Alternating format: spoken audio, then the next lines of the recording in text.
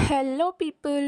ఈరోజు breakfast duty మనదనమాట. So, ఈజీగా ఇంకా సింపుల్‌గా ఏం ప్రిపేర్ చేద్దామని అనుకుంటుంటే, సేమియా ప్రిపేర్ చేద్దామని రెడీ అయిపోయాను. సో, ఎలా చేస్తున్నానో మీరు చూడండి.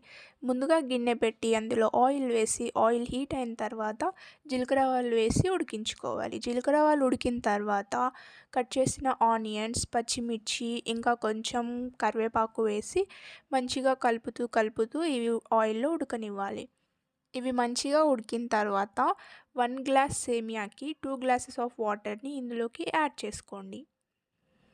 వాటర్ వేసిన తర్వాత మీ టేస్ట్‌కి కావాల్సిన అంత సాల్ట్‌ని ఇందులోకి వేసుకోండి. ఆ తర్వాత మంట పెద్దగా పెట్టుకొని కొత్తిమీర వేసి ఇంకొకసారి మంచిగా కలుపుతూ ఉడికించుకోండి. ఇది మొత్తం మంచిగా ఉడికిన తర్వాత మంట చిన్నగా పెట్టుకొని మీరు ముందుగా వేయించుకొని పక్కన పెట్టుకున్న సేమియాని ఇందులోకి యాడ్ చేసేయండి.